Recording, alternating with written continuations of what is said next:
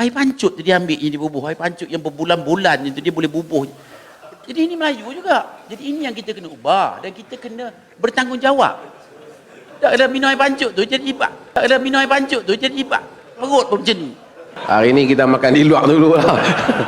Jam lah. Ya, jam lah.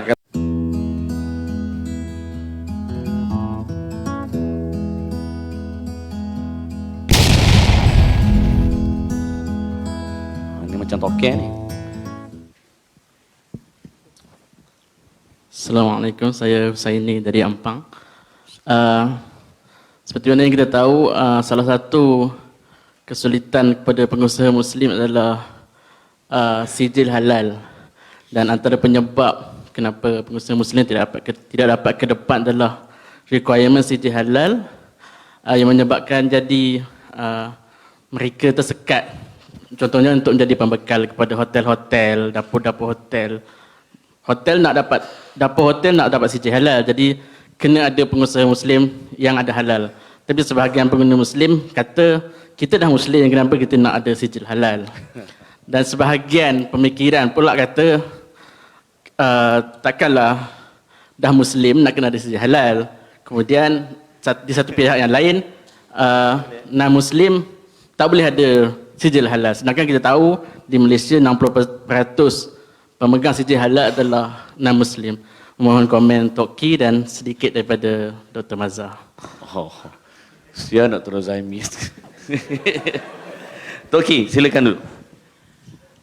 Ini isu yang agak sebenarnya berpanjangan jugalah.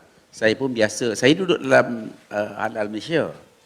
Tapi bergaduh dan saya biasa keluar daripada mesyuarat pun yang sebenarnya chairnya by menteri lah.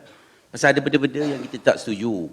Antaranya, patutnya kita bila kita bercerita dalam keadaan tertentu, hati kita tu ke arah macam mana, kok mana pun kita nak bantu umat Islam. Antara poin yang saya duk biasa bergaduh dengan ialah kebanyakan mereka yang berkuasa ini adalah, hari ini contohnya dia dapat sijil halal. Tapi bekerja dia tak pergi pakai tudung. Tak pergi semayang Jumaat, contohnya ya. Ini antara yang kita kesan lah. Jadi benefit halal itu semata-mata untuk memberi pasaran kepada produk orang bukan Islam ke dalam pasaran Islam, marketplace yang pada saya tidak berapa setuju lah. Ya, jadi benda ini seharusnya saya dah bercakap banyak kali dan insya-Allah tak tahulah macam mana saya akan bercakap lagi. Kita harus membawa benefit kelebihan halal ini kepada pemilik syarikat. Hari ini yang pergi khusus tu, kalau saya bekerja di hotel tu, saya pergi. Pegawai yang dilantik untuk pergi, dengarlah khusus halal tu. Tapi pemilik hotel tak pergi. Jadi benefit dakwah itu tidak sampai. Patutnya dia pergi dan dia sampai dakwah itu kepada dia. Mudah-mudahan dia masuk Islam kalau dia faham cerita tu. Tapi ini antara benda yang kita masih lagi berurusan untuk menentukan manfaat itu akhirnya dapat juga kepada kita dalam sudut dakwahnya. Dan kalau kita berdakwah, insya-Allah kita ada peluang. Ini dakwah pun tak apa nak dakwah. Jadi ini satu benda yang kita semua kena buat dan kita semua kena bawa kefahaman ini. Kita dalam konteks hari ini sebenarnya kita pun jadi pening juga. Kadang-kadang orang tu memanglah orang Melayu. Tapi dia pun sebenarnya tak faham Islam. Ini yang saya sebut tadi, Datuk. Institusi agama kena lebih agresif lagi. Pasal ramai budak-budak kita pun tak faham. Ini bukan cerita main-main. Ada di luar sana yang boleh makan babi pun tak ada apa. Ini kawan-kawan anak-anak saya ni yang di luar tu, pada dia tak ada apa. Pasal institusi keluarga satu lemah dan mungkin institusi-institusi yang patut buat kerja ni patut buat sesuatu yang lebih kuat untuk membuka mata dan kesedaran sama ada kepada orang bukan Islam dan orang Islam. Mereka dapat benefit keuntungan. Zakat pun tak ada bagi. Pun kadang-kadang hina juga. Ada satu hotel tu, cuba bayangkan hotel ni pemiliknya Singapura. Dapat sijil halal. Lepas tu bila dapat sijil halal, dia boleh bawa nasi ayam di luar tu jual kat dalam hotel dia. Pasal dia ni token Singapura, dia couldn't be bothered. Jadi orang yang tidak menghormati Islam patutnya antara tapisan dibuat juga oleh autoriti supaya kita tidak dijadikan kenderaan saja. Kita kena bawa kesedaran ini dan sebenarnya kita kena berusaha pasal saya di sekolah Cina, saya faham. Kadang-kadang salah kita tak bercerita. Dan ada juga salah kita, benda yang baik pun kita tak ambil pedoman daripada orang-orang bukan Melayu. Contohnya dari sudut semangat.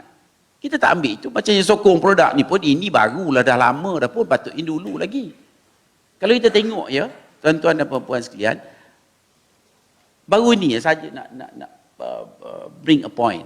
Masa China bergaduh dengan Amerika pasal Huawei dengan iPhone dan segala benda, percaya atau tidak, ramai kawan-kawan saya Cina buang iPhone. Buang. Mana datang ni?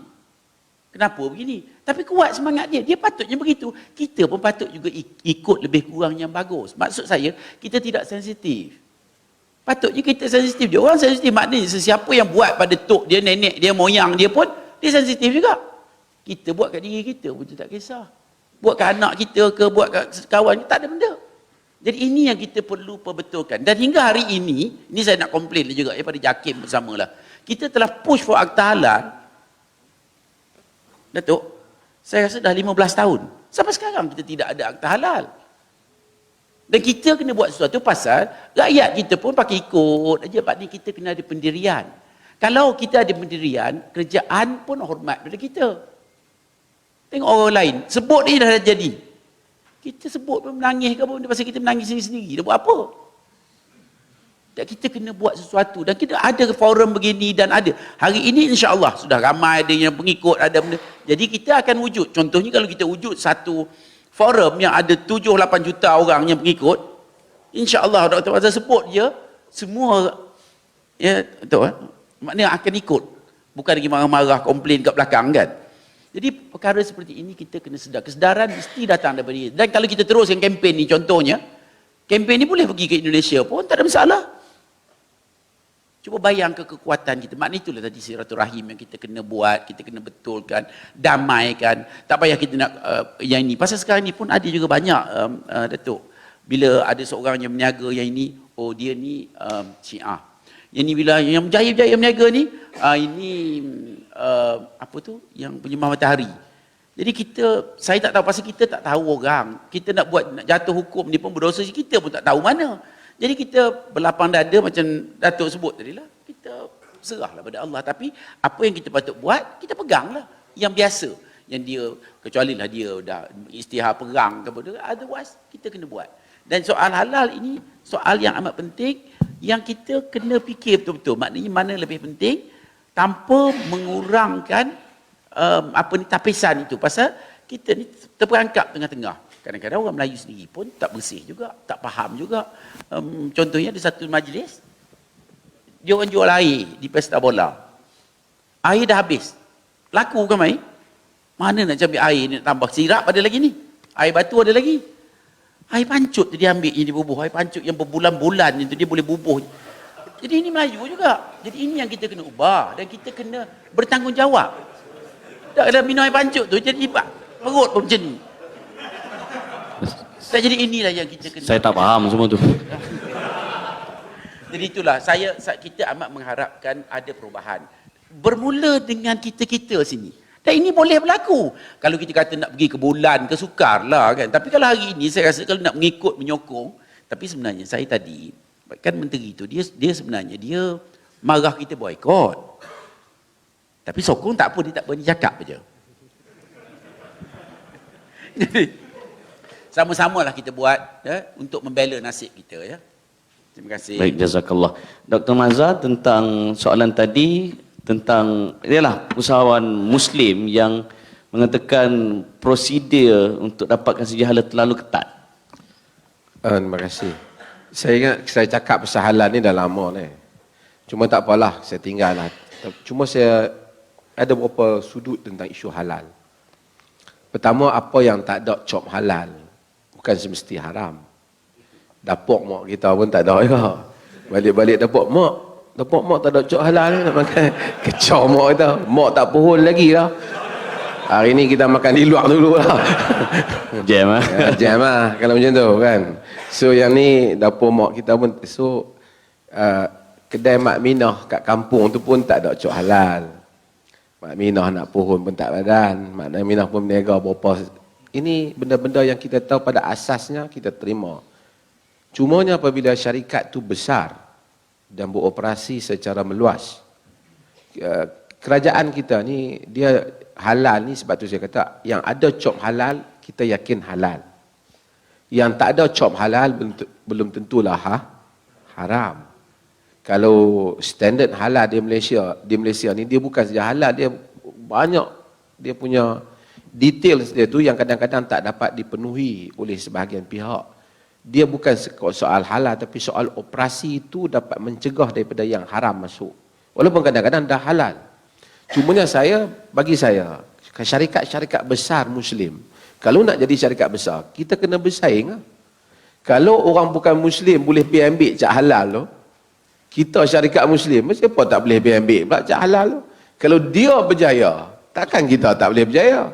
Itu pun tak bolehlah jadi satu alasan. Dia dapat, saya tidak fikir itu satu alasan yang baik. Kalau asing pergi dapat, kita kalau nak buka syarikat macam dia, kita patut dapat lah. Walaupun kadang-kadang dia punya prosedur tu memanglah ada sedikit ketat dia tu yang mungkin boleh dipertimbangkan, tetapi itu bukan satu alasan. Terima kasih.